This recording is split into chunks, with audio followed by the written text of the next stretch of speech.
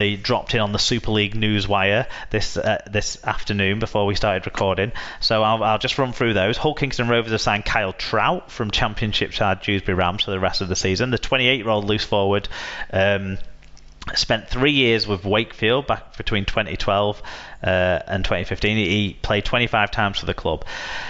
So he's got some Super League experience, and he's been, I don't know, a Championship player, but they wanted to get bodies in, like we're talking about the transfer deadline coming up.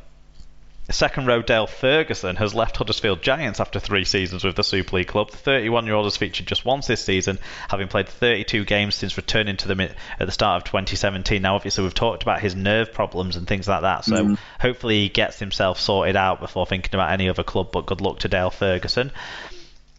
And finally, Tommy Luluai, in the Super League news at least, Tommy Luluai has signed a new 1-year deal with Wigan. The New Zealand international will remain with the Warriors until at least the end of the 2020 season, which I think the club have been I know the club have been working on Tommy for some time to make him go around again. There were question marks maybe when he was playing with a lot of injuries around Easter time and really putting his hand up for the club when he probably shouldn't have been on the field, but is come through that period now, and I think maybe he's thought, my body can do another year before I start focusing on coaching. So I think with the possibility of losing some of the other experience around him in the leadership group, and I'm basically talking of potentially Sean O'Loughlin retiring, we don't know yet, but potentially.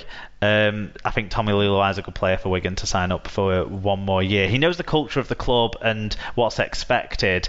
And when we're bringing in lots of new players who are going to play in those sort of pivot skill position players, your likes of Bevan French and Jackson Hastings, it's good to have someone there who knows the club inside out, who can bring them along into the culture of the group as well as contribute on the field, I think. I've always admired Lulai. In fact, I thought he was probably Wigan's best player in the game on Thursday night, to be honest, Mark. I think he's a really hard-working player and a top professional. And, as long as his body holds up, then, you must be delighted to have him go around one more time, I would have thought. Yeah, and man of the match in the 2010 Grand Final, one of the best Grand Finals that there's been. So... top player. And granite shoulders as well. You'll never forget his big hits. For as long as I live, I'll think of Tommy Luluai's big hits. You think back to even when he was relatively young. There was one on Maori Fasavalu about... We're probably going 10, 12 years back now, but you still remember hits like that, and he's still putting them in every week now. So, yeah. A real hard-working professional and very, very skillful as well as hard-working. He's a top player. Do you want to take us through the first piece of Championship news we've got? So, Widnes have signed Patrick Arvan on a short-term deal until the end of the season, following the culmination of his 4-week, my inverted commas, trial. Yes. How can it be a trial when he played every week, then got injured, and now they've given him a contract? What's going on? Bizarre for someone who played for the club for so long as well, as if you need a trial. Anyway, basically, it was a way for him to play for free, wasn't it? For free, exactly. Arvan, 31, returned to the Vikings, who were left at the end of last year to play for free, with the club being unable to make signings due to the special measures restrictions placed on them. So he's been giving them a freebie for a while, and now he's signed up for them in time to go to Wembley. Yeah, and made a great gesture as well. But last week when he got injured in that semi-final for the 1895 Cup, the fans tried to arrange a whip round, and he said, no, give the money to the club, they need it more than me, sort of thing. So obviously a very good club man there at the Vikings. Featherstone have been fined £10,000 by the Rugby Football League for poor crowd behaviour. A precursor of what may be to come in next week's news, I think this. But half of the Rovers fine has been suspended until the end of the 2020 season. The fine comes after Featherstone were in breach of the RFL's operational rules related to crowd behaviour following their home fixture against Bradford on the 26th of May. So it's taken some time for a conclusion to be drawn there, but it's quite a strong conclusion at the Championship level. £5,000 now and £5,000 suspended. Those Featherstone Rovers fans better be on their best behaviour, because their club probably can't afford that sort of fine. No, indeed. I don't know what exactly happened in that incident, but as you say, it'll be interesting to see what sort of precedent that sets for this week's shenanigans. Well, there's been a couple of incidents at Featherstone this year, so it is obviously a punishment that is deserved. But in other Featherstone news, they've signed Leeds prop Wellington. Sorry, they've borrowed one of the players from their senior club in prop Wellington Albert on a 1-month loan deal, whilst Jimmy Beckett has gone on loan to Oldham, so 1 in, 1 out, as well as the fine at Fev. Okay, and Halifax have announced the resignations of Chief Executive Christian Lister and Finance Director Paul Haggerty with immediate effect. Lister has served the Championship club as a volunteer director since the 2018 season and took on leadership of the board at the end of last year. Haggerty has also resigned because of work and personal commitments. Rochdale have signed Jordan Syme on loan from Halifax for the rest of this 2019 season. I think they're up to like 50 players this year or something, Rochdale, which obviously consistency of team selection might be what they want, because all this rotation has seen them get relegated. Yeah, it has. They've been a dreadful season for Rochdale, hasn't it? Swinton head coach Stuart Littler has signed a 2-year contract extension with the club, which I'm sure Swinton fans are going to be happy about. Littler, who is also the head coach of the Ireland national team, will remain chief of the Lions until at least the end of the 2021 season. I don't know if he'll make it that far. I think with a really small budget, he's done an amazing job, hasn't he? He had a tough act to follow as well, because the rugby that they were playing under Duffy was very entertaining, and the fans didn't want to see that end. But he certainly hasn't had that end, and he's had so many financial constraints placed over him in that time. They lost some of the best players right at the start of that period, because if you remember, that was when they were in real dire straits, and the buckets were out and all the fundraising was done, and thankfully the club have found themselves on some sort of more solid footing. He's brought players in who no one really knew much about and turned them into much more capable Championship players. He's helped Wigan by taking some of the young players on dual reg, or taking some of the fringe players and giving them game time whilst there's no reserves. I think he's done a cracking job, and I actually feel like if Ian Watson was to move on from Salford would be nipping around the M60 and having a word with Mr. Littler. And to doubt that, Mark. Anyway, we'll see. Into League One news. What's been going on there? So, Keighley have handed a new 2-year deal to Serbian back rower Jason Maranka. Maranka, 29, joined the Cougars from Doncaster ahead of the 2019 campaign. Newcastle winger Mo Agoro has extended his loan at London Scholars until the end of the year.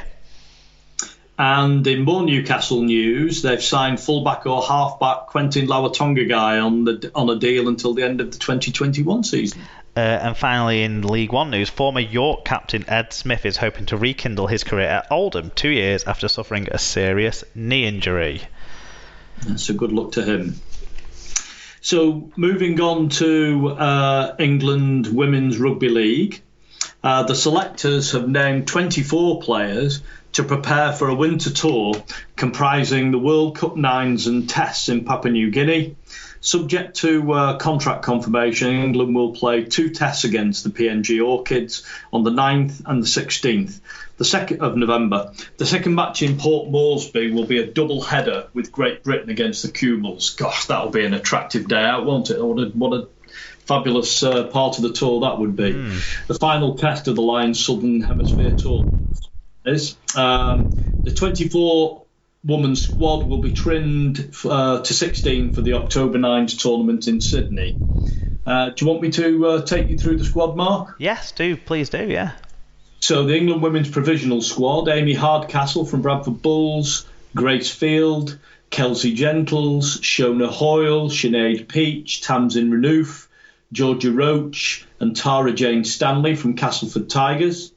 Daniel Anderson, Caitlin Beavers, Charlotte Booth, Amy Johnson, Shannon Lacey from the Leeds Rhinos, Leah Burke, Chantal Crowell, Jodie Cunningham, Faye Gaskin, Tara Jones, Emily Rudge, Vicky Whitfield, Naomi Williams, all 8 from St Helens. and then Rebecca Greenfield, Rachel Thompson and Georgia Wilson from the Wigan Warriors. Yeah, I think that reflects how things are in the Women's Super League, doesn't it? With the squad being made up of mostly Castleford and St Helens and Leeds Rhinos players this year, that they've been certainly the standouts. And you actually look through that squad and it's got a youthful look to it, and it's got a sort slightly inexperienced edge to it, but I certainly think there's a lot of capability and talent in there, because you've seen a lot of these people perform on the high stage. I mean, you've still got Amy Hardcastle, you've still got Faye Gaskin and Jodie Cunningham. They've got a lot of experience playing for England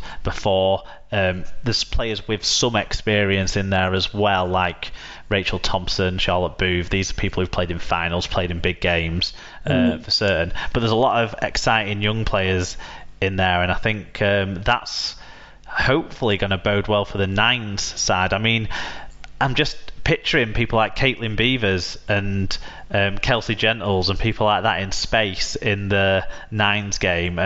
Rebecca Greenfield as well. Georgia Wilson, she's a nippy player if she keeps hold of the ball.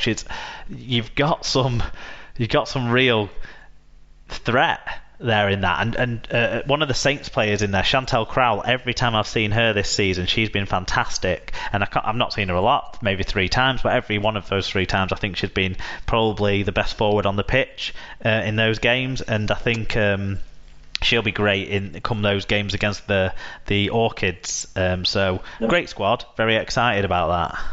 Yeah, I mean, I think obviously the test matches against PNG are important, but probably for the development of the women's game here, the Nines games against New Zealand and Australia are probably just as important as those test matches, aren't they? Because it'll expose them to sort of the 2 best women's teams in the world. And, that's part of the Nines World Cup that has got the men's tournament as well wrapped around it, so there's coverage, there's plenty of coverage there. There's going to be big crowds as well, you would hope. There's going to be good crowds, you would hope. So that's all exciting to come in the autumn. And finally, David, I wasn't going to do this news story because I'm so fed up of talking about Chalmers. I just think this guy talks enough for himself that we don't need to talk about him. But we got a comment in on it from one of the listeners, so we've covered it in the show. So Bradford chairman and mouthpiece extraordinaire Andrew Chalmers says moving the Bulls out of Odsal or even out of the city is a real possibility, and that decision could be made this month. The Bulls are paying rent to the RFL, who bought the lease to the ageing ground at this is not my words, I've copied and pasted this from one of the news websites, Total RL or Love Rugby League. Go and read those every week.